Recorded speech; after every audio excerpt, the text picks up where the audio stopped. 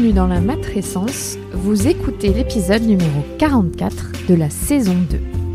Bonjour à tous et bonjour à toutes. La matrescence, c'est la contraction du mot maternité et adolescence pour expliquer la naissance d'une mère. Et si vous voulez en savoir plus, il suffit d'écouter le premier épisode. Dans ce podcast, on parle du postpartum, du 4e trimestre, de la joie d'être parent, mais de ses difficultés aussi, bref, on parle de la vie. La matrescence met en avant des femmes et des hommes qui racontent, expliquent et donnent une autre définition à la parentalité. Je suis Clémentine Sarlat, la créatrice de ce podcast. Je suis journaliste de formation dans le sport, à la télé, rien à voir, mais je suis aussi professeure diplômée de yoga pré- et postnatal. Et puis surtout, je suis maman d'une petite fille de 2 ans et demi. Je m'appelle Ella. Bienvenue de la matrescence. La matrescence transforme la vie des mères, des pères, mais surtout des familles dans leur ensemble, alors parlons-en. Ici, pas de tabou, je vous propose une conversation intime, remplie d'émotions et d'informations. Si vous aimez ce podcast, n'hésitez pas à vous abonner, à laisser un commentaire et le must à mettre 5 étoiles.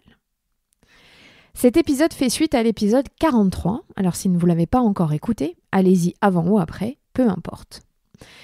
Tristan Champion est l'auteur du livre « La barbe et le biberon », un livre inspiré de sa propre expérience en tant que père français en Norvège, qui a passé 5 mois en congé paternité avec sa fille.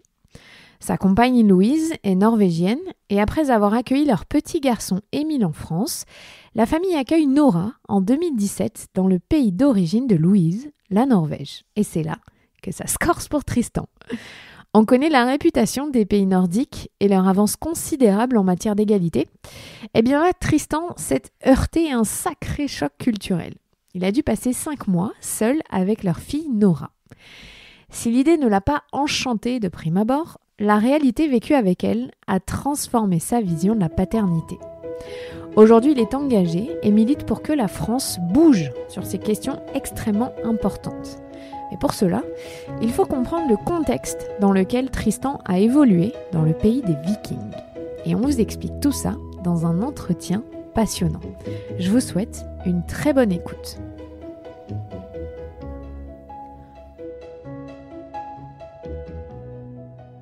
Salut Tristan.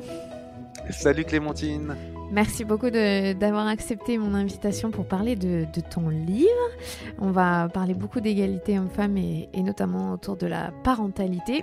Mais d'abord, tu es papa donc de 2 enfants. Est-ce que tu as eu l'impression de devenir père ou en tout cas de vivre une sorte de patrescence au moment de la naissance de ton fils ou un peu après au moment de la naissance de ta fille ?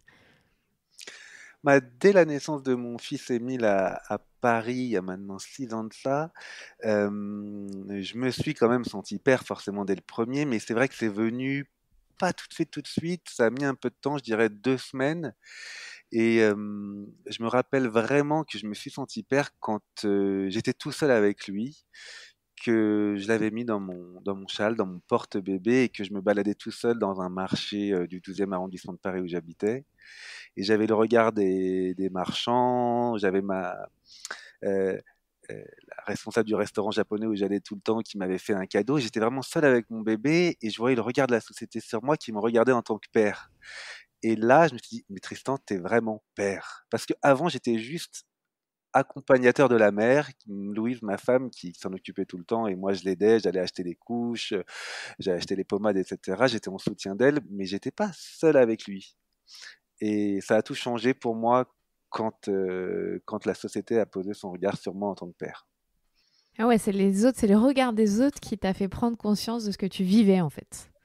Exactement. Et je pense que quand même, j'étais juste en fait, c'était qu'au départ, j'étais pas vraiment père, j'étais celui qui aide la mère pour que tout se passe bien.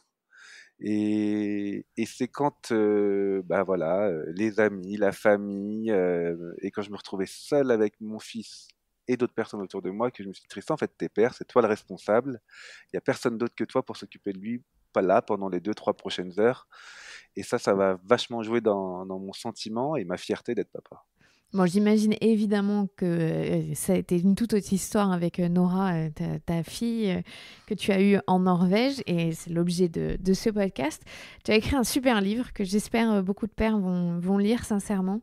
Dans ton livre, il y a une grande partie qui est consacrée à ton cheminement pour accepter de passer 5 mois avec ta fille pendant un congé paternité.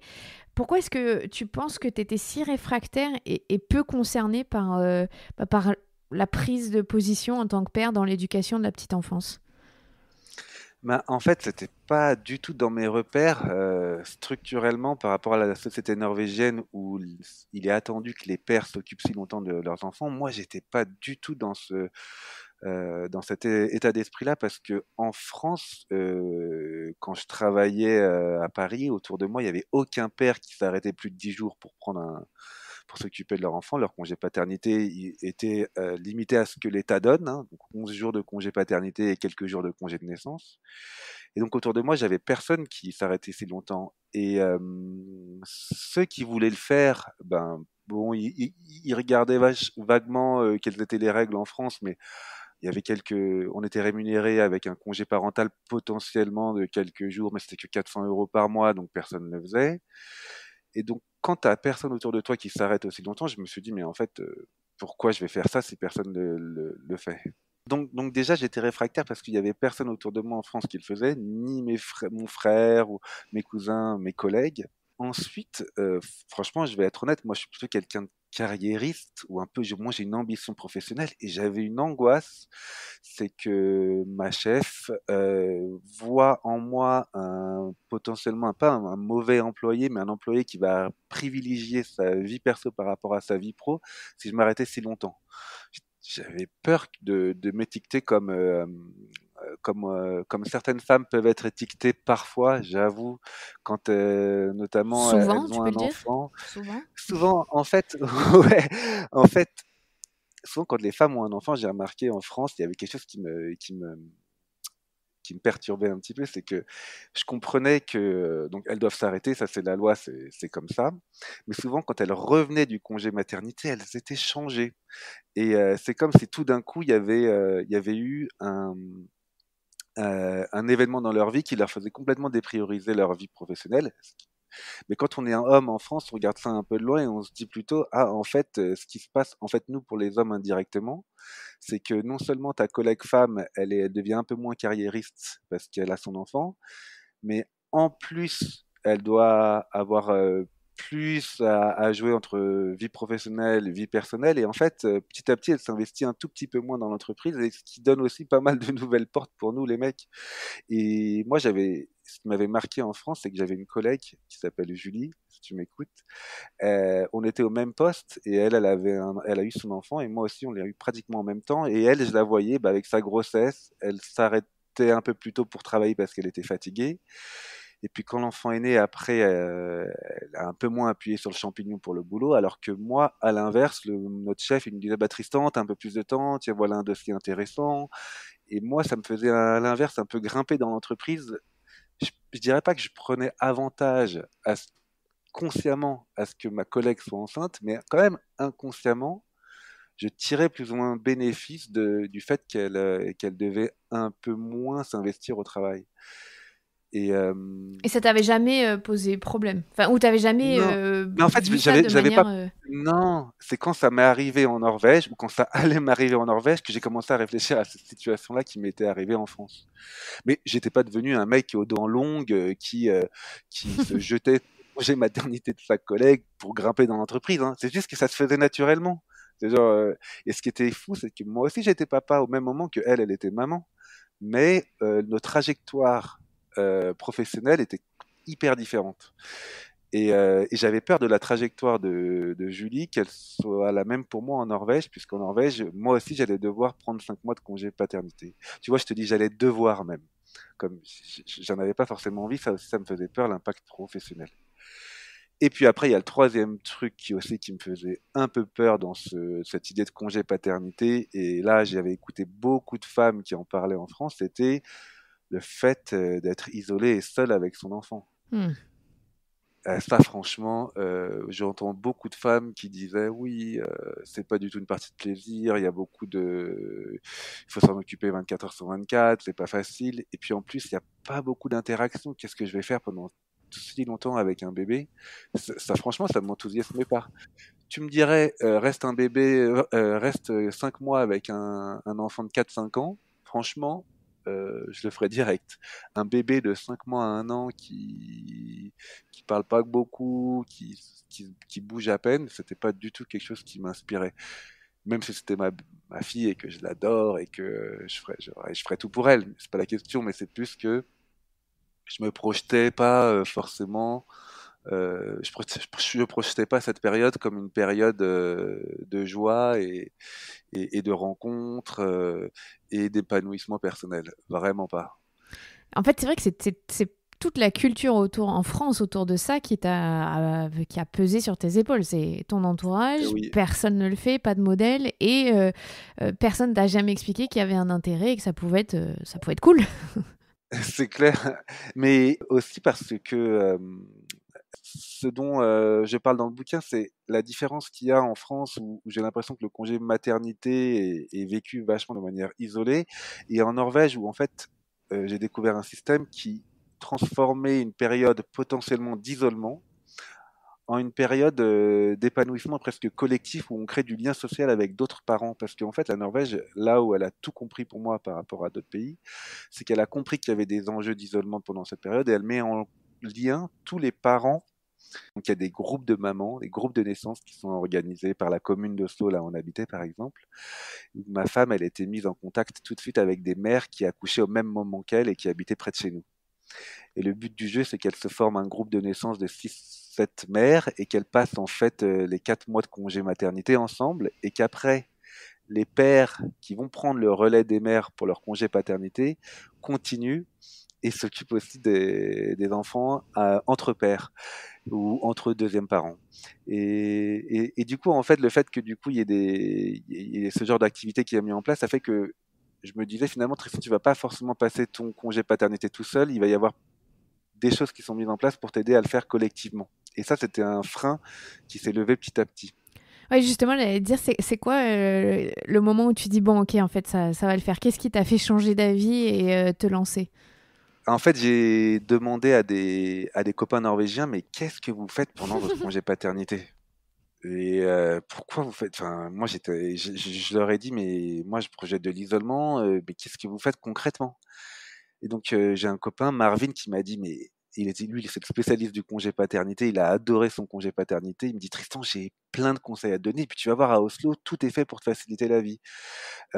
Il m'a expliqué donc qu'il y avait des balades en forêt, par exemple. Concrètement, il y a une association qui te propose de faire des balades en forêt en poussette avec d'autres parents qui habitent à côté de toi. Donc, du coup, il m'avait donné tous les mercredis, j'allais balader ma fille dans les forêts d'Oslo. Des cours de papa et bébé swimming. Il m'a donné des cours de papa et bébé yoga, des conseils pour même, il y a des églises où tu peux faire des chants et chanter avec ta fille dans une sorte de chorale pour bébé.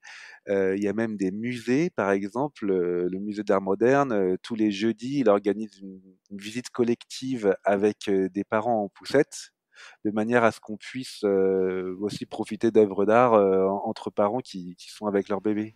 Et en fait, ce que j'ai trouvé génial, bon, il m'en a sorti des dizaines et des dizaines des conseils comme ça. Il m'a dit, tu verras, il y a plein d'activités pour toi, tu vas jamais avoir le temps de t'ennuyer. Si tu veux faire des choses et que tu es bien organisé, tu vas pouvoir les faire. Et ça, je t'avoue que ça m'a vachement aidé en me disant, en fait, ça se trouve, cette période, elle va être cool. Ça se trouve, j'ai rencontré des gens et ça se trouve, je vais découvrir même une nouvelle culture, de nouvelles personnes. Et ça m'a vachement décoincé. Ouais, donc tu as eu besoin que des pères qui avaient déjà expérimenté ça, finalement, c'est hyper important d'avoir des modèles. C'est hyper important d'avoir des modèles et puis aussi, c'est hyper important d'être un modèle parce que quand même, tu sais, en Norvège, 70% des pères prennent au moins 3 mois de congé paternité. Donc si moi, le Français qui habite là-bas, commençait à dire non, mais moi, je vais pas faire votre truc, parce que c'est pas obligatoire, hein, le congé paternité, t'es pas non plus obligé de le prendre. Euh, si je commençais à donner l'image d'un papa un peu ringard, un peu hyper conservateur et un machiste un peu ridicule, je vois très bien que j'allais aussi pas du tout m'intégrer dans la société. Et donc, du coup, j'avais aussi envie de donner l'image d'un père responsable moderne. Et du coup, c'est pour ça que j'avais envie de le faire. Et contrairement à la France, où là, ça aurait vraiment fait tâche de me prendre seul 5 mois de congé paternité avec mon fils Émile, là, en Norvège, ça aurait fait tâche que je dise, oh non, non, non, moi, je prends pas de congé paternité pour toi, ma fille. Alors, ce qu'on va expliquer, c'est que le congé, il est rémunéré à 100%. Et est-ce que tu peux nous expliquer comment est-ce que ça se répartit, ces congés parentaux en Norvège? Est-ce que le modèle que vous avez choisi avec ta femme Louise? Oui, alors en Norvège, on a 10 mois de congés parentaux rémunérés à 100% du salaire qui sont à répartir entre la mère, le premier parent, et le père, ou le deuxième parent, avec quelques règles quand même. La première règle, c'est qu'il y a un quota de la mère, donc le congé maternité de 3 mois et demi, 4 mois minimum pour la mère, et un autre quota, le quota du père de 3 mois également. Et au milieu, il y a 4 mois à se répartir comme le couple le souhaite.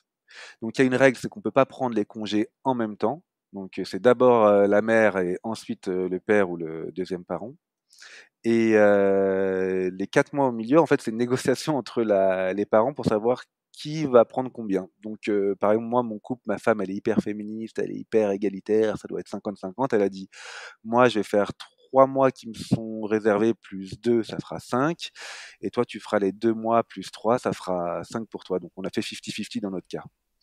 Mais dans la plupart des cas, il faut être quand même honnête, et là je m'adresse à pas mal de femmes, c'est que les femmes souvent en Norvège, elles aiment bien leur long congé maternité, donc elles absorbent le congé qui est dit à partager, ce qui fait que souvent les femmes, elles prennent 3 mois de congé maternité plus 4 mois de congé parentaux, ce qui leur fait 7, et les maris, ils prennent les 3 mois restants qui leur sont alloués.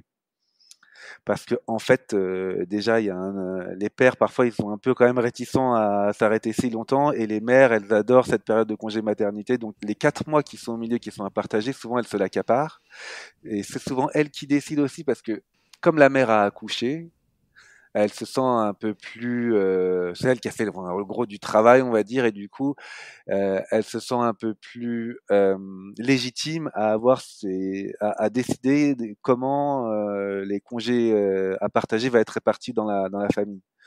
Et donc, du coup, souvent, les mères adorent prendre les 4 mois à partager et ne laissent que les 3 mois liés au congé paternité au papa. Je sais pas si j'étais C'est une vraie clair, tu vois, société, mais c'est une vraie société ouais. matriarche. Ah ouais, c'est clair, c'est la femme qui décide.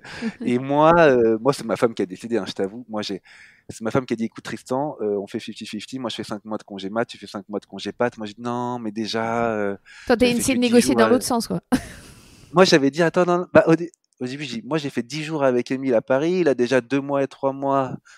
Là, c'est déjà énorme. 5 mois tout d'un coup, non mais attends, qu'est-ce que je vais faire? C'est elle qui m'a dit non, non, non, non. Moi aussi, quand j'étais à Paris, parce que ma femme, elle n'a pas non plus super bien vécu son congé maternité quand on a eu notre premier en France. Elle se trouvait un peu seule, ça l'a pas forcément réjoui de se dire je vais prendre de 6-7 mois de congé maternité. Elle avait aussi envie de retourner au travail, elle est prof, elle avait envie de revoir ses collègues. Elle m'a dit après 4-5 mois, je suis très content de retourner au travail, puis c'est à toi de t'en occuper. Donc, t'avais plus le choix. Et non. Alors, tu as mené un vrai travail de fond journalistique hein, avec ce livre, entre les études, les statistiques. Qu'est-ce qui t'a le plus marqué par rapport aux inégalités hommes-femmes liées à la parentalité? Qu'est-ce que tu as vu qui t'a sauté aux yeux? Tu t'es dit, c'est incroyable en fait. En fait, il y a un premier truc qui m'a choqué, et c'est d'abord le fait que quand tu es en Norvège et que tu as entre 20 et 25 ans, post-adolescent, tu es en université ou tu étudies ou tes premiers boulots, tu sais que dans 5 ans, à peu près, bah, quand tu vas être père, tu vas passer au moins 3 mois potentiellement seul avec ton enfant. Et donc, du coup, tu sais que ça va t'arriver et tu projettes ce moment, donc forcément, tout ce qui se passe autour de l'univers du bébé, ça t'intéresse. T'es obligé même, comment on change des couches, quel type de produit il faut acheter. Moi, je suis étonné sur le nombre d'adolescents qui me posaient des questions sur mon congé paternité en Norvège. Mec. Et donc, c'est pas seulement le fait d'avoir un congé paternité de 2 semaines, un mois et demi, c'est le fait que les hommes vont se retrouver seuls avec leur bébé qui change complètement le paradigme. Et moi, ça m'a vachement surpris parce que du coup, j'ai remarqué que beaucoup d'hommes aiment bien parler de bébés. C'est vraiment un sujet c'est un sujet commun. C'est-à-dire qu'en France, moi j'ai dit oui, les mamans, elles parlent de couches et de leurs problèmes de ventre et vas-y que je dois remuscler le périnée, etc. Et toutes les questions autour de la maternité que j'écoutais un peu de loin. Finalement, sur la paternité, on en discutait pas mal avec les Norvégiens. Ils sont complètement décomplexés dessus. Ils trouvent ça même hyper intéressant d'en parler. Donc voilà, ça m'a vachement surpris. Aussi le fait, bah, du coup, que dans le milieu du travail, tu t'imagines que les hommes, ils peuvent s'absenter entre 3 et 5 mois de leur boulot et que c'est hyper répandu. Donc, en termes d'égalité homme-femme au travail, en termes d'égalité des salaires, en fait, on est sur un pied d'égalité. C'est complètement différent de la France où tu sais que quand tu recrutes une jeune fille de 30 ans, potentiellement elle va te claquer des doigts pendant 3, 4 mois, voire 5. En Norvège, tu as le même risque pour l'homme comme pour la femme. Et ça change vachement, ça change beaucoup de choses.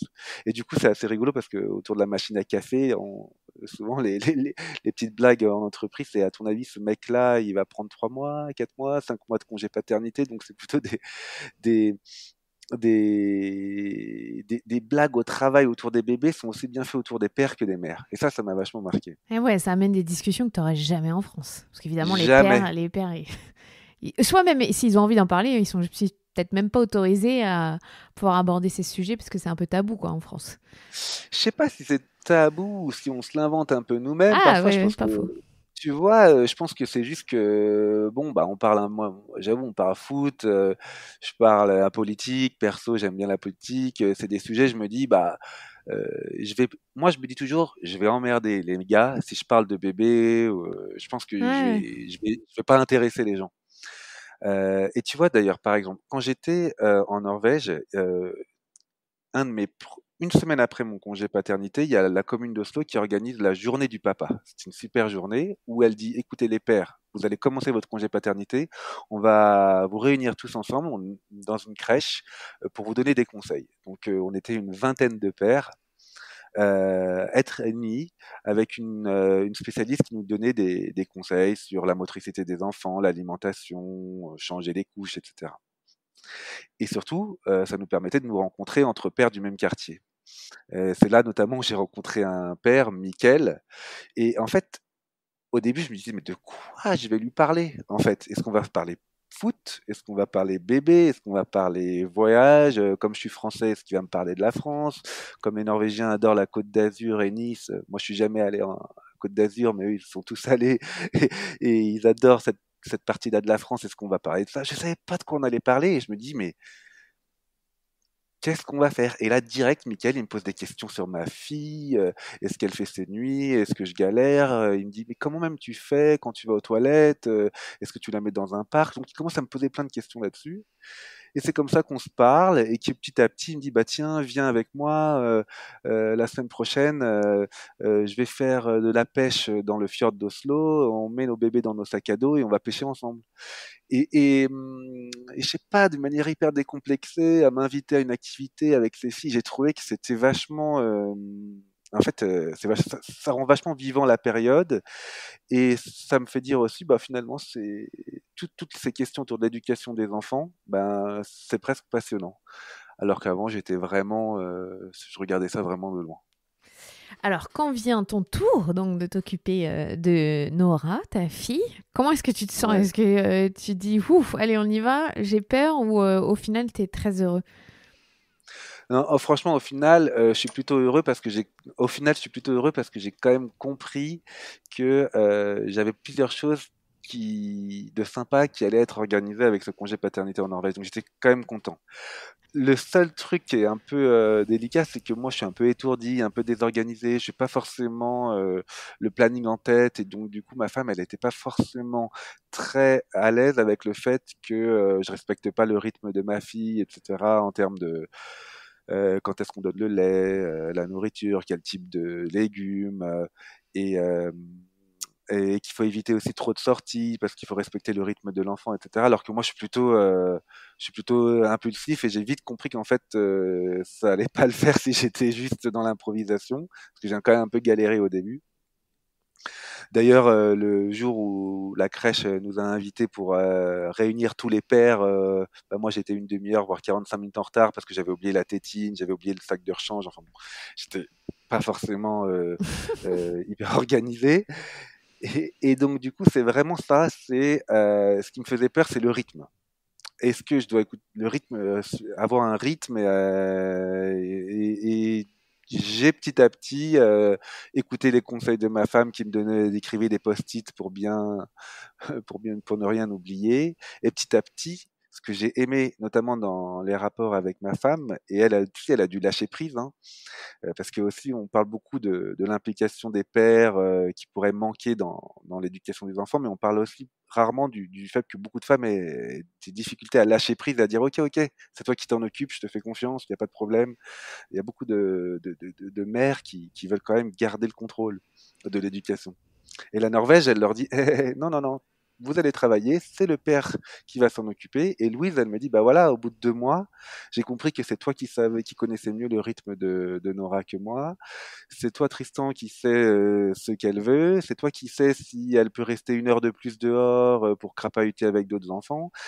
Et donc, du coup, petit à petit, elle a dû accepter que c'était moi qui drivais, qui prenait vraiment en main l'éducation de notre fille. Et c'est ce cheminement-là, quand on voit comment ma femme a un peu lâché prise, et du coup, elle en a quand même profité pour aller sortir avec ses copines.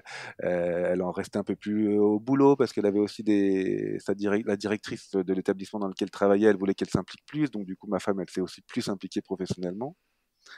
Et moi, à l'inverse, je donnais le bain à la fille, je racontais toujours des histoires aux enfants, donc j'étais vachement, vachement impliqué. Donc, tu as eu la sensation de prendre beaucoup plus confiance en tant que père pour ce deuxième enfant parce que bah, tu étais le référent et au final, ce qu'on dit la figure d'attachement, Exactement. quoi. Oui, la figure d'attachement. Et je raconte notamment dans le livre, il y a l'anecdote où mon fils joue avec un chariot et écrase malencontreusement les phalanges de ma fille qui se met à pleurer. Donc, et forcément, c'est le drame et elle pleure très fort. Et il y a ma femme qui tend les bras pour la consoler. Et en fait, ça fait 3 mois qu'elle est avec moi toute la journée. Et la première chose qu'elle fait, c'est que elle veut les bras de son père pour se réconforter. Et donc, du coup, elle se calme dans mes bras. Et je vois que ma femme qui voit cette scène-là et qui doit se dire, ah ouais, quand même, il y a de l'attachement qui s'est formé entre ma fille et moi. Alors, elle rigole aussi parce que du coup, la nuit, eh ben, c'est pas elle qui se réveille pour, pour donner du lait, puisque c'est ma fille, elle voulait moi pendant la nuit. Donc, du coup, c'est moi qui me tape le biberon, les 3 décilitres d'eau pour une cuillerée de poudre en lait. 5 fois, ça fait 150 millilitres, je les connaissais par cœur. Mais ça t'a Et pas fait comme ça avec ton fils? ah non, franchement, j'avoue, avec mon fils, bah moi je bossais, Louise elle bossait pas, donc c'est elle qui se levait la nuit et moi je devais partir à 7 heures du matin. Enfin, c'était un deal implicite entre nous, quoi. En fait, on n'en avait même pas parlé. Et mais de toute façon, c'est ça qui est trop fort avec la société norvégienne, c'est que ça installe une discussion au sein du couple, ce système. Hmm. Imagine que toi, même toi Clémentine, tu as ton enfant qui va naître et tu te dis, tiens, j'ai 10 mois de congés parentaux à me répartir comme je le veux entre moi et mon mari ou mon mec, je sais pas si t'es marié. Tu te dis, qu'est-ce que vous allez commencer à en parler déjà. Vous allez vous dire, alors toi, est-ce que tu voudrais plutôt en prendre 3 et moi 7, moi 3 et toi 7? Est-ce que toi, tu as une envie professionnelle qui fait que bah, finalement, tu sens que c'est pas forcément le moment de t'arrêter longtemps, alors que lui, le mari, potentiellement, il se dit, oh, je suis entre 2 boulots, j'en ai un peu marre, je m'arrêterai plus longtemps pour m'occuper de mon enfant. En fait, il y a une discussion sur quel type de mère on veut être, quel type de père on veut être, quel type de couple on veut être. Et cette discussion, on l'a pas en France. Ah, c'est clair, t'as raison. C'est figé, c'est Elle figé. n'existe pas, cette discussion. Non, et moi, je t'avoue que j'ai pas trop eu la discussion parce que ma femme, elle m'a dit, écoute, on fait 50-50, c'était une dictateur, elle m'a dit, ok, j'ai dit d'accord, j'ai suivi les conseils. Mais je la remercie, hein. D'ailleurs, je lui dis, je lui dédie le livre, hein. Le livre, il est dédié à Louise parce que c'est elle qui m'a fait prendre conscience que ça pouvait être une super période et que c'était aussi un luxe, hein. T'imagines, tu vis dans un pays qui te dit tu peux t'arrêter 5 mois, t'es payé 100% pour t'occuper de tes enfants. C'est quand même magique. Il y a rien à dire. Donc du coup, j'adore cette société norvégienne parce qu'elle te fait poser des questions au sein du couple et ça transforme un système subi et figé en un système choisi avec une concertation au sein du couple. Et moi, je pense que c'est ce que dont la France a besoin, hein. C'est ce dont la France a besoin. Et je vais être honnête, hein, c'est sympathique d'allonger le congé paternité de 2 semaines à 3 semaines ou un mois. Je suis vachement impliqué dans ces questions-là en France. Je milite vachement, mais on va pas changer la société en donnant 2 semaines à un mois au père. C'est pas ça qui va changer la société. Ce qui va changer la société, et en tout cas moi, ce qui m'a changé et ce que je vois autour de moi qui change les pères norvégiens par rapport aux pères français, c'est de se retrouver seul, comme un grand, comme un homme, j'ai envie de dire, avec son enfant pendant 2, 3, 4 mois. Ça, ça change au niveau professionnel, au niveau personnel, au niveau de son rapport avec son enfant, même son rapport avec sa femme, ça change énormément. Parce que du coup, moi j'étais plus dans l'attente de dire c'était Louis qui avait toujours les idées pour sortir les enfants. Et on va faire ça. J'ai vu qu'on pourrait aller aller en piscine, faire du bébé nageur avec Émile. C'était vachement elle qui était proactive, alors qu'avec Nora, comme je connaissais presque tout qu'on pouvait faire à Oslo, c'était plutôt moi qui disais écoute, voilà, qu'est-ce que je disais? Bah, tiens, je sais plus Clémentine ce que je Non, mais disais. si, dans le livre. Non, mais d'ailleurs, je trouve que dans le livre, ça m'a vachement marqué parce que tu dis, Ouais, avant toutes les questions d'éducation, qu'est-ce qui est le meilleur pour ma fille, je m'en fichais complètement et c'était pas du tout un truc qui oui, m'intéressait. Et aujourd'hui, je me pose même la question, est-ce que la pédagogie Montessori, c'est mieux qu'une autre? Voilà. Mais exactement. moi, ça m'a Mais frappé parce que c'est vrai que c'est des choses qui sont de la charge mentale de nous, les femmes. Et nous, on s'y intéresse. Et ouais, rarement, ouais. vous prenez le lead là-dessus. Non, c'est clair qu'on est plutôt passif sur ces questions-là parce qu'on se dit oui, un enfant, bon bah, écoute, un enfant c'est un enfant, il va passer par toutes les étapes, il va apprendre à aller à un moment donné à marcher, courir, lire, écrire, Oui, et que en par fait, je magie, pense quoi. qu'on ouais, mais en fait, je sais pas, non, c'est comme si il y avait une société qui était organisée autour de ça et ça allait bien se passer, alors que en fait.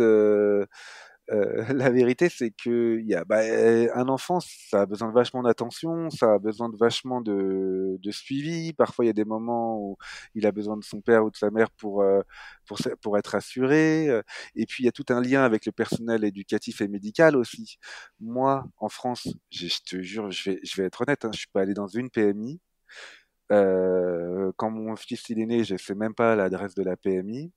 Je crois que j'ai pas fait un vaccin avec le pédiatre. Alors qu'en Norvège, j'ai fait tous les rendez-vous vaccins parce que c'était moi qui devais le faire. J'étais aussi hyper en lien avec le personnel éducatif de mon fils aîné parce que du coup c'est moi qui allais aux réunions parents-prof parce que ma femme elle bossait. Donc moi j'étais je bossais pas, donc du coup j'allais voir le personnel éducatif du jardin d'enfants de mon fils qui avait 4 ans à l'époque.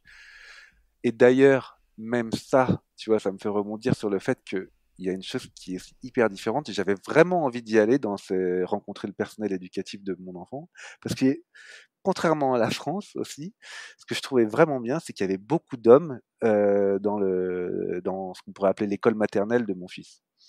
Parce que en fait, la Norvège, elle réfléchit l'égalité homme-femme pas que comme nous en France en mettant des quotas de femmes euh, en politique ou dans les postes à grosse responsabilité dans les entreprises du CAC 40.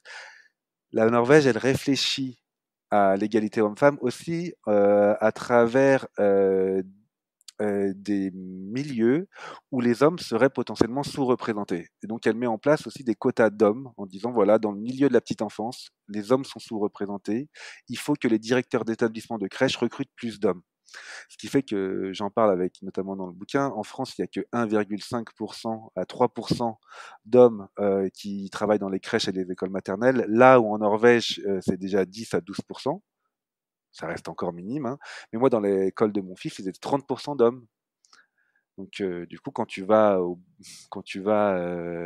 accompagner ton fils à l'école, et ben, tu parles avec d'autres mecs. Potentiellement, je parlais même de foot avec le personnel enseignant. Et je sais pas, c'est comme si je me sentais intégré aussi à ce système-là. C'est comme si c'était pas un système pour les mères, entre les mères, dans une école dite maternelle. Ça aussi, ça m'énerve. Je commence à m'énerver, mais il faut que je me calme un peu. Mais comment on peut, en 2020, en France, appeler une école où on laisse ses enfants une école maternelle? Maternelle, ça veut dire materner, ça veut dire s'occuper des enfants comme une mère. Mais attends, mais depuis quand s'occuper des enfants comme un père, ce serait un drame? Donc moi, je te dis, l'école maternelle, ça fait partie de ces réflexions que la France doit avoir en égalité homme-femme. Pas que de dire aux hommes, vous devez vous occuper plus de vos enfants, vous ne le faites pas assez, c'est vous le drame de l'égalité homme-femme. Ça doit aussi se réfléchir sur des concepts forts d'inclusion des hommes dans les métiers de la petite enfance, et à commencer par changer ce nom d'école maternelle en école de la petite enfance ou école enfantine. Parce que quel homme a envie de travailler dans une école dite maternelle? Aucun. Moi, je me suis un peu enflammé là, Non, mais c'est intéressant, Clémentine, mais t'as raison, parce que c'est des choses acquises auxquelles on réfléchit. En fait, nous, les femmes, peut-être, on réfléchit beaucoup dans l'autre sens sur l'inégalité avec oui, les hommes, mais on vient pas regarder aussi de l'autre côté sur le fait qu'il n'y a pas assez d'hommes dans les métiers de la petite enfance, et que si on veut une égalité, il faut qu'on sache aussi que vous êtes autant capables que les femmes de vous occuper de petits. c'est clair. Quand tu commences ton long congé paternité, parce que 5 mois c'est long, même les femmes on aimerait bien parfois avoir ça, est-ce que le travail ça te manque? Ou tout de suite tu arrives à basculer et tu crées ce lien avec ta fille qui fait que tu oublies tout le reste? J'ai rapidement quand même oublié le travail, même si j'avais certains collègues qui m'appelaient pour des dossiers et que j'essayais d'être aussi disponible. Parce que de toute façon, au travail, ça, j'avais trouvé ça vachement bien de ma chef. Ma chef, elle m'avait dit, écoute Tristan, pour être tranquille avant de partir, il faut absolument que tu recrutes quelqu'un pour te remplacer, que tu formes cette personne. Et on avait mis en place un projet de passation qui était super bien ficelé, parce que les Norvégiens, de toute façon, ils sont habitués à ce genre de phénomène. Et donc, du coup, j'avais vraiment carburé juste avant de partir pour vraiment bien laisser mes dossiers être tranquilles. Et donc, du coup, j'ai pu quand même me dire, tu es 100%, voire 130% avec ta fille, tu es tranquille, ça va déjà être du boulot. Et en plus de ça, il y a plein d'activités qui se passent autour. Donc, du coup, j'ai vite oublié le boulot et je me suis vite mis à chercher comment j'allais m'épanouir pendant cette période. Et puis aussi, j'ai rencontré aussi des pères français en Norvège, parce que du coup, en fait, quand même, ce qui s'est passé en fait pour mon cas, c'est que, comme je t'expliquais au début, souvent il y a les groupes de naissance où il y a les mères qui se retrouvent ensemble pendant 5 mois. Et puis après, les pères prennent le relais de ce groupe de naissance. Mais comme moi, ma femme, elle n'avait pas forcément eu d'accroche avec les autres mères qui étaient dans son groupe de naissance, parce que bon, la Norvège te met en relation avec d'autres gens, mais c'est pas non plus dit que ça devient tes meilleurs amis pendant les 4 prochains mois, et que tu vas forcément être content ou contente de passer du temps avec des gens avec qui t'as pas forcément beaucoup en commun. Donc du coup, son groupe de naissance avait pas forcément abouti à beaucoup d'activités. Donc moi, j'ai pas pris le relais de son groupe de naissance, mais au lieu de ça, j'ai je me suis mis en contact avec des pères français qui habitaient à Oslo et qui étaient comme moi. Donc j'avais écrit sur Facebook, un groupe Facebook qui s'appelle Les Français en Norvège. Est-ce qu'il y a des pères qui ont un congé paternité de plusieurs mois devant eux? On pourrait être ensemble. Et là, tout de suite, j'ai eu trois, quatre réponses directes, et du coup, je me suis plutôt consacré à faire créer du lien avec d'autres pères à Oslo plutôt que de m'occuper du boulot. C'était vous le gang des Barbapapa? Ouais, on était le gang des Barbapapa.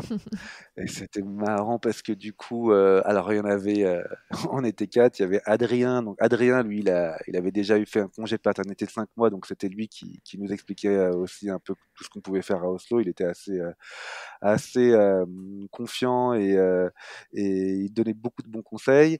J'avais Fred, lui, il était auto-entrepreneur, donc il galérait un peu quand même entre le congé pat et son boulot, donc il prenait 2 jours off, 3 jours pour le boulot. Il avait réussi à trouver un deal avec sa femme. Et il y avait Alexandre, il avait un troisième enfant, mais alors lui, il était encore pire que moi, il était un peu plus macho, il a dit, moi, jamais de la vie, je ferai un congé paternité aussi long. Et en fait, finalement, il avait jamais fait de congé paternité pour ses deux premiers enfants, mais pour le troisième, il a quand même finalement pris 4 mois parce qu'il a trouvé que, bah voilà, fallait s'intégrer en Norvège. Et donc, du coup, ce qui s'est passé, mais ça, c'était trop drôle, c'est que Adrien, il dit, écoutez, moi, ma femme, elle travaille, elle a un chalet en Norvège, dans un fjord. Venez, on va passer un week-end tous les quatre avec nos bébés dans le chalet. Et là, je peux te dire que quand tu vas voir ta femme et que tu dis, écoute, avec 3 potes et nos filles, on va aller potentiellement dans un chalet, s'occuper de nos filles entre mecs. Et ben même si les Norvégiennes elles sont ultra féministes, égalitaires, etc., il y avait quand même des grosses résistances, hein.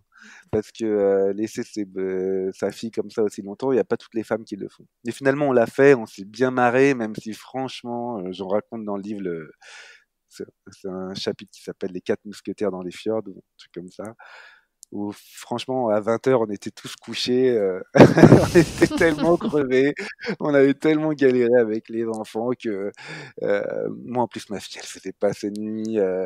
On pensait jouer aux cartes jusqu'à minuit et refaire le monde autour de vin et des saucissons. Tu parles à 20h, on était tous en train de dormir, et à 3h du matin, on était tous à faire la queue avec les bouteilles de lait à réchauffer au micro-ondes pour que les enfants se rendorment. Enfin bon.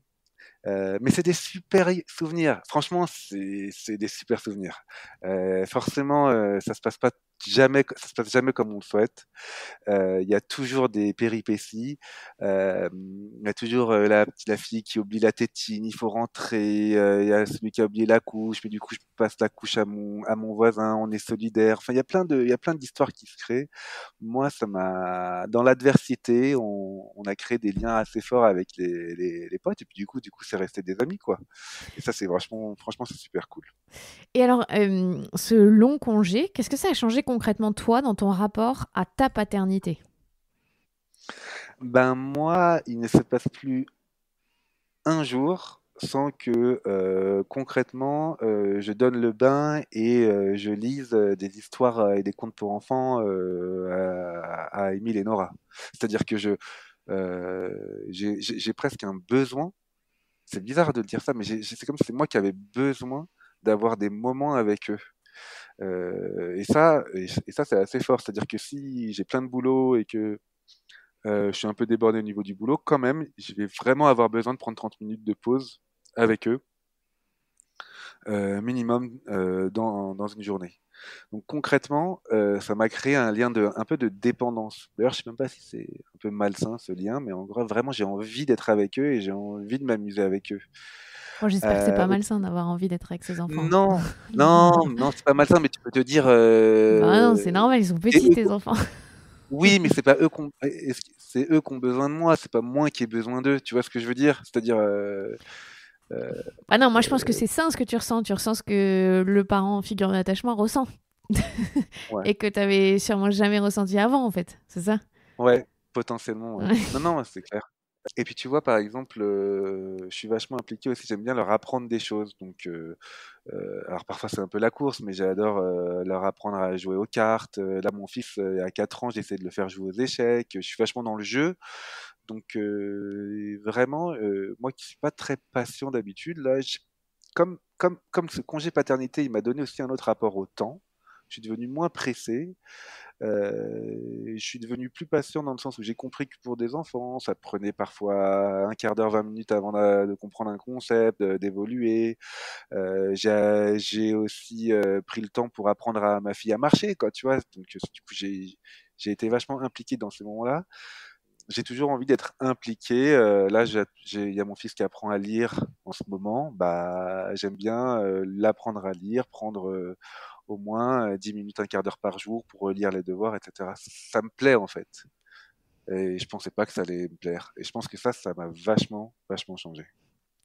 Alors j'ai trouvé aussi génial que tu admettes que ben, au bout des 5 mois, au moment où tu dois repartir au travail et que cette parenthèse est terminée, bah, que c'était difficile le retour au travail, que c'était pas un truc inné et simple. Est-ce que tu peux nous expliquer comment tu l'as vécu? Ben, en fait, je vais être honnête, j'ai l'impression que ma boîte, elle avait pas changé alors que moi j'avais changé. Et ça, c'était bizarre parce que, euh, en fait, c'était doublement bizarre parce que il y avait des femmes qui me disaient ça quand elles rentraient de leur congé mat en France et je rigolais en disant mais arrête, ça va, t'es maman, mais il n'y a pas tant de choses que ça qui changent, la vie continue, il est en crèche, il y a un peu plus de choses à penser. Mais moi, quand ça m'est tombé dessus, et que je suis arrivé un lundi et que la département finance m'a demandé un rapport et tout, j'étais là, mais où est-ce que je suis?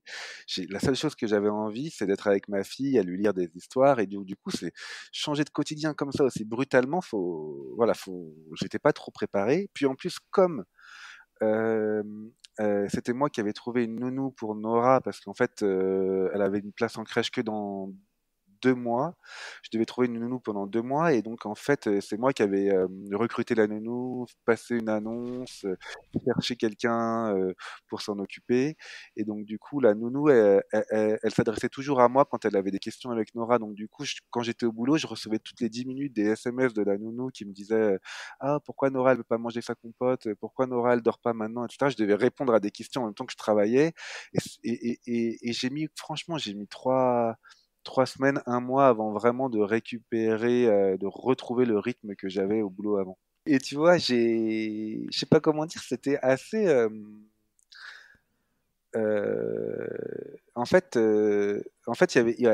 j'avais besoin de temps, franchement, pour retrouver le rythme qui était le mien et aussi pour retrouver de la motivation en me disant, en commençant à me poser des questions existentielles que je me posais pas forcément, genre pourquoi je travaille, qu'est-ce qui est plus important pour moi finalement, c'est ma carrière ou de passer du temps avec ma fille, est-ce que vraiment je vais appuyer sur le champignon au niveau du boulot ou est-ce que je rentre tôt pour m'occuper de moi, mon enfant. J'ai commencé à me poser des questions que je me posais pas forcément avant parce que j'avais un schéma qui était plutôt tracé, qui était Tristan, t'as de l'ambition, carbure au boulot. Et, et donc voilà, donc il y a un peu, tu vois, il y a un peu des doutes qui naissent dans c'est quoi son rapport à la vie, c'est quoi son rapport à la parentalité, c'est quoi son rapport par rapport au travail, etc. Et ces questions-là, je les avais pas eues forcément avant, et elles ont ressurgi quand j'ai repris le boulot. Et je me suis dit, prends ton temps pour tes enfants. euh, et le boulot, tu auras le temps d'avoir une carrière, plus de 35 ans. J'ai pas besoin d'être un homme pressé. Eh ben, alors, toutes ces questions, elles t'ont amené aussi à finalement à devenir militant. Est-ce que tu peux nous expliquer pourquoi est-ce que c'est devenu un sujet qui t'anime et un combat, hein, on peut le dire? Ouais, c'est clair. Ça m'a amené à être militant et parce que ce que j'ai vécu, j'ai trouvé ça à la fois une chance pour les pères que j'avais pas eu en France, mais presque aussi un devoir en fait. Et le contraste que j'ai vécu entre la France et la Norvège, ça m'a fait vraiment dire, mais pourquoi la France n'a pas adopté ce mode qui, franchement, existe en Norvège depuis les années 90. Plus, hein, le congé paternité d'au moins un mois, il date de 1990 en Norvège, donc 30 ans. Donc c'est pas, je parle pas d'un nouveau truc que la Norvège a mis en place, c'est vraiment installé. Et, et ce décalage que j'ai vécu pour moi, en fait, je le souhaite à tous les autres pères, je le souhaite à tous les autres mères, parce que, comme j'explique dans le bouquin, ce congé parental alterné, les premières à en bénéficier, ce sont les mères, moins discriminées, qui vont partager plus la charge mentale et, euh, et qui vont aussi voir leur mari s'impliquer davantage dans l'éducation des enfants. Et donc, du coup, il y a eu tellement d'émotions qui sont parties de cette expérience et que j'en ai fait un blog en fait. C'est quand même comme ça que ça s'est né et que j'ai fait un blog et que j'ai vu qu'il y avait beaucoup de gens aussi qui s'intéressaient à cette question, alors que franchement, je pensais pas forcément. Et je me suis dit, la France déclare que l'égalité homme-femme doit être une priorité dans les prochaines années à venir. S'il y a bien une politique qui va être un pilier pour garantir le succès de cette politique, c'est bien un congé parental alterné qui va non seulement moins discriminer les femmes sur le marché du travail, mais aussi moins discriminer les hommes dans la sphère domestique. Bah justement, ce combat, tu as eu l'occasion d'aller en parler à Adrien Taquet, le secrétaire d'État en charge des affaires familiales. Est-ce que ta rencontre avec lui, ça a eu un effet ou tu as senti que l'État était en train de prendre conscience de ce problème? Ben, en fait, je dirais que l'État est lent. Il est lent parce que il n'a pas les moyens de ses ambitions. Moi, ce que j'ai senti, c'est que en fait, il y avait une grosse question budgétaire derrière. C'est-à-dire qu'en gros, et je vais juste donner un petit chiffre, donner un ou 2 mois de congé paternité 100% rémunéré en France, ça voudrait dire que l'État investisse en gros entre genre 700 millions d'euros potentiellement par an, voire 1 milliard selon les chiffres. Mais tu vois, il y a quand même un enjeu budgétaire. Et je pense que l'État, il est un peu prisonnier de ça, c'est-à-dire qu'il se dit, ah, il va falloir réengager euh, budgétairement, alors qu'on est déjà endetté, alors qu'il y a d'autres priorités potentiellement sociales en France. Et je vois bien que, en fait, dans le fond, Adrien Taquet me dit, mais c'est super comme modèle, c'est vers ça qu'on doit tendre. Mais j'ai l'impression qu'il n'a pas forcément les moyens de le mettre en place. Et donc, du coup, ça tourne un peu. On regarde un peu les autres pays. Alors, le Portugal a avancé, l'Espagne a largement avancé, la Suède, la Norvège et la Finlande, c'était déjà le cas. Mais nous, on est vachement à la traîne. Et, euh, et je pense que ce qui bloque, c'est le financement. Et c'est ça que j'ai ressenti vachement avec Adrien Taquet quand je l'ai vu. C'est-à-dire que oui, sur le fond, mais sur la forme, ça va être compliqué. Alors j'ai donné des pistes, hein, parce que du coup, la Norvège, elle rétribue à 100% les salaires des pères et des mères, mais du coup, qu'est-ce qu'elle fait en contrepartie?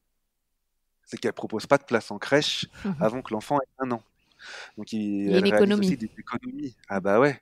C'est-à-dire que budgétairement, il y a des études qui ont montré qu'un enfant, ça coûterait environ 1700 euros par mois en crèche, entre le personnel à payer, les frais de structure, les assurances, etc. L'État dépense en moyenne 1700 euros par mois pour un enfant en crèche.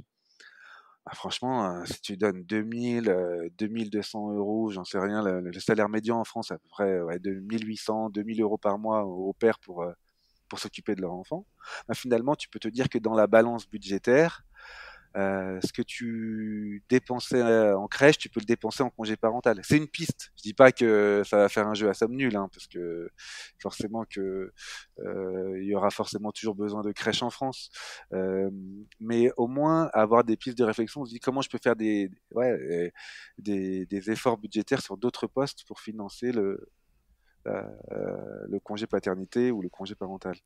Donc c'est en cours de réflexion et le nerf de la guerre, C'est comme en d'hab, cours de c'est l'argent. réflexion. C'est en cours de réflexion. Ça devrait arriver avec, je pense qu'ils vont arriver avec quelque chose qui va dire congé paternité d'1 mois. Hmm.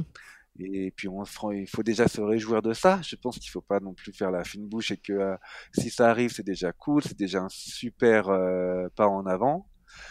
Mais moi, je peux te dire, je lâcherai pas le fait que le modèle nordique, il sera toujours en avance et que ce que la France s'apprête à faire en 2020 a été fait il y a 30 ans en Norvège en 1990. Donc, il y aura pas de quoi, il y aura pas de quoi dire on est les champions d'égalité homme-femme parce qu'on fait ça, tu vois. Mais c'est comme tu dis, on va pas faire la fine bouche, ce serait déjà bien. T'as eu beaucoup de relais dans les médias. Est-ce que ça t'a surpris ou au contraire ça montre que bah, ça devient une vraie question de société aujourd'hui? Ça m'a vachement surpris, mais ce qui m'a surpris en fait, c'est que j'ai eu beaucoup de relais dans les médias féminins. Mon blog, mon engagement au départ, il était pour les pères. Et, et d'ailleurs, quand j'écrivais mes histoires dans mon blog, je me disais, je pensais à mon pote Julien, à mon pote Jérémy, à mon pote Philippe Tachou, etc. Je disais, ah, j'aimerais bien que vous lisiez ça. Dès mon troisième article, j'ai compris qu'en fait, 90% des lecteurs, c'était des lectrices. Et donc, du coup, que, en fait, finalement, c'était les femmes qui s'intéressaient plus à la question du congé pat que les hommes. Ça m'a surpris. Et puis, dans les médias, bah, c'était la même chose. Qu'est-ce qui s'est intéressé à moi? tous les médias féminins, les Marie-Claire, les Femmes Actuelles, je ne sais pas si j'ai le droit de donner des noms Si, bien sûr, vas-y. ouais, euh, les Simone Média, par exemple, les médias féministes. Euh, et aussi, quand même, et là j'étais content, les médias plus généralistes qui ont France Info, Brut, etc., qui sont venus aussi soit en Norvège me filmer, soit pour la sortie de mon bouquin m'aider à faire la promotion. Ce qui m'a surpris, c'est vraiment que c'était un projet porté par les femmes en France et porté par les médias féminins. Et même les personnes qui m'achètent dans mon bouquin, ce sont aussi des femmes et qui m'écrivent pour me dire ah j'ai bien aimé ou j'ai pas aimé ton bouquin, c'est plutôt des femmes. Et donc ça m'a vachement surpris, mais quand même ultra positivement que petit à petit je vois qu'il y a plein de mecs qui commencent à s'engager, de plus en plus d'ailleurs. C'est juste que je pense que c'est ce que me disaient mes potes, ils me disent Tristan, on lisait tes histoires, on les cliquait sur tes liens, on les écoutait tes vidéos. C'est juste qu'on réagissait pas, on montrait pas. En fait, j'allais pas montrer à tout le monde que j'aimais ton truc, que j'allais envie de j'allais pas partager tes histoires parce qu'après ça allait me retomber dessus. C'est ça qu'il me disait. Et en fait, il y a une sorte d'adhésion passive du monde masculin autour de cette question, mais qui est en train d'évoluer et qui va évoluer super rapidement. Là, j'ai confiance. Et je pense que moi, j'ai aidé aussi un peu à décomplexer ça à mon niveau, en disant, les gars, on a le droit d'en parler, on a le droit de kiffer, on a le droit de ne pas aimer, d'aimer, on a le droit D'être impliqué. d'être impliqué, de parler de parentalité. Après, je veux dire, les femmes, elles monopolisent le truc. Enfin, c'est hyper dur aussi d'avoir une place dans le milieu féminin de la parentalité. Moi, il y a plein de femmes qui m'ont dit, regardez ce blog de mec qui connaît rien. Enfin, j'ai été critiqué par plein de femmes sur le fait que je faisais mal des choses. Enfin, vous êtes aussi à certains égards dans le jugement Hmm. perpétuel. Enfin, il y a des choses hyper dures hein, que j'ai pris dans la tronche.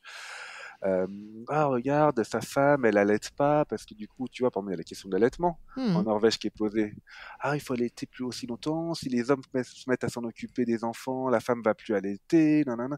Enfin, il y a une sorte d'agressivité. C'est pas si simple que ça comme sujet, je trouve. Et quand t'es un mec, que t'arrives là-dedans, t'es vachement vite balayé, parfois décrédibilisé aussi. Mais je trouve que c'est aussi hyper passionnant parce que du coup il y a des échanges qui se créent. Ça me permet aussi moi d'essayer de faire vachement attention sur la manière dont on écrit les choses quand on parle de ces sujets-là, parce qu'il y a des femmes qui sont dépressives après les accouchements, mais il y en a pour qui ça se passe très bien. Il y en a qui veulent absolument passer un an avec leur bébé, il y en a qui veulent passer un jour. Enfin, tout le monde est différent.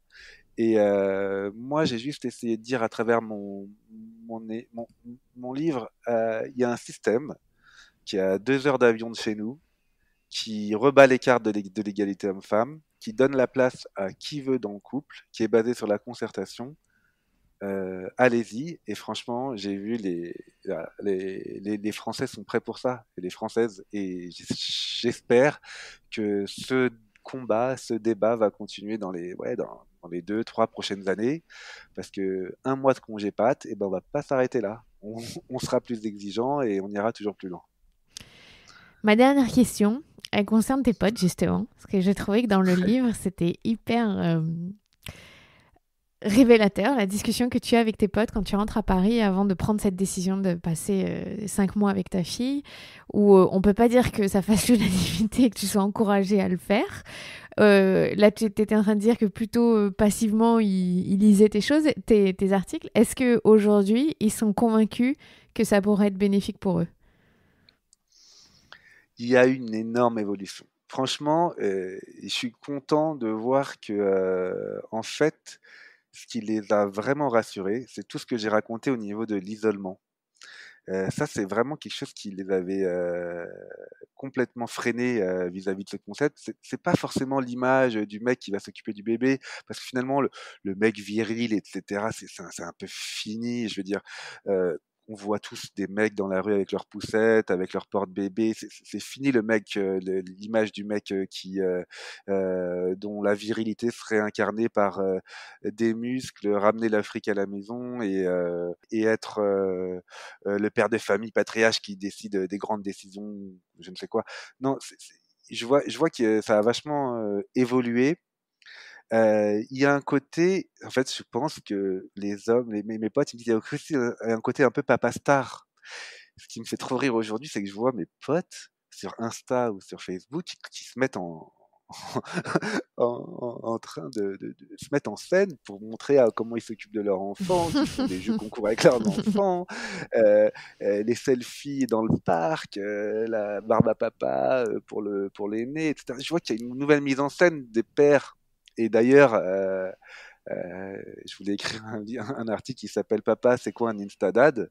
Quand tu vois les Instadad, mais bientôt on va être plus populaire que les Instamums parce que ça va être un concept nouveau. On va les voir s'amuser avec leurs enfants en bande, individuellement, et faire des stories, générer des likes. J'ai vu leur changement et ça m'a fait trop rigoler et, euh, et je pense qu'en plus, dans ce monde aujourd'hui où les choses, les repères changent hyper rapidement, il est possible que les mecs, comme mon pote Julien, qui me disait, bah tu vois, franchement, au départ, je regardais ton truc de loin, mais maintenant, franchement, j'ai presque envie d'avoir un troisième pour pouvoir déménager en Norvège et vivre ce que tu as vécu.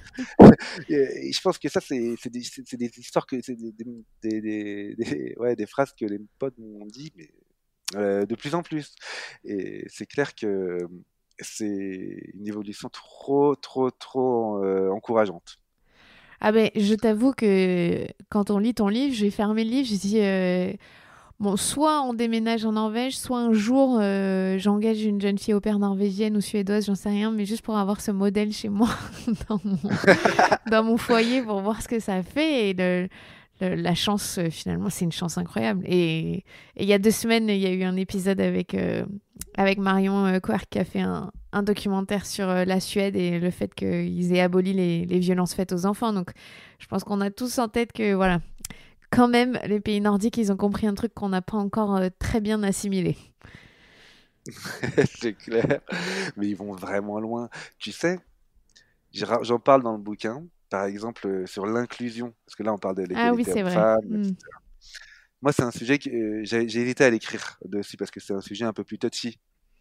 Mais je le trouve pas inintéressant, c'est de dire il n'y a pas il y a pas qu'une sorte de famille, hein. Il y a plusieurs formes de famille aujourd'hui dans le monde, famille monoparentale, des familles couples homosexuels, hétérosexuels, et c'est important pour les pays nordiques que tout le monde ait sa place. Et c'est vrai que je raconte le jour où l'école de mon fils, donc il a 4 ans, il leur emmène faire une sorte de gay pride dans les rues d'Oslo, où je vais le chercher à l'école et je le vois tatouer des drapeaux LGBT.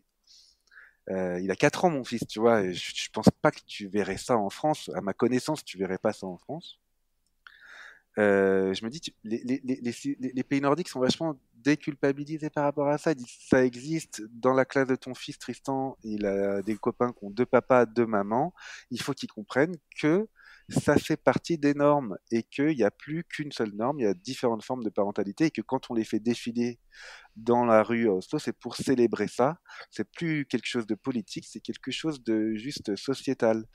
Et mais je t'avoue que quand tu vas chercher ton enfant, que tu habites en Norvège, tu vas chercher ton enfant dans la crèche et que tu le retrouves avec un drapeau de la Gay Pride et des tatouages dessus, alors que moi je suis hyper ouvert, moi-même je vais faire la Gay Pride, moi-même j'emmènerai l'enfant faire la Gay Pride, le fait que c'est l'école qui fasse ça, ça a perturbé mes repères aussi de manière assez forte.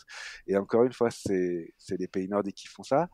Et peut-être qu'en 2050, on verra ça en France. Ben, merci beaucoup, Tristan, d'avoir répondu à toutes mes questions. En lisant ton livre, à chaque fois, j'étais là, ah, faut que je pose cette question. Ok, non, faut que je pose cette question, c'est trop intéressant. Et je sais que c'est un cadeau que j'offrirai à mes potes s'ils deviennent pères parce que je pense qu'il faut qu'ils comprennent. Ah, super, c'est clair, c'est un super cadeau à Mm. offrir pour tout jeune papa. Pour toute personne qui aime l'égalité homme-femme, qui a envie de s'évader avec le système scandinave, qui est même, je dirais, Enfin, même surtout offrez-le à ceux des... qui sont sceptiques. Ah Exactement, ouais. exactement. Offrez-le à ceux qui vous disent le congé paternité, c'est un truc de ringard. Offrez-le à eux, parce que c'est écrit par quelqu'un, moi, qui n'était pas forcément féministe à la base, j'étais pas forcément première personne avec des grands concepts égalitaires, c'est vraiment le système qui m'a transformé. Bon, après, précisons que tu es mariée à une Norvégienne, donc quand même, quelque part, tu étais un petit peu ouvert à ce genre de questions. J'avoue. Mais elle m'a pas laissé de choix. Merci beaucoup, Tristan. Merci Clémentine, merci beaucoup pour l'invitation. Avec plaisir. C'était Tristan Champion, auteur du livre La Barbe et le Biberon aux éditions Marabout. Je suis Clémentine Sarlat, votre hôte, et vous pouvez retrouver plus d'informations sur la matrescence sur les réseaux sociaux @lamatrescence, sur Instagram surtout, et un peu sur Facebook. J'ai aussi ouvert un compte YouTube avec des cours de yoga réservés aux femmes enceintes et aux nouvelles mamans. Alors à la semaine prochaine et surtout, prenez soin de vous.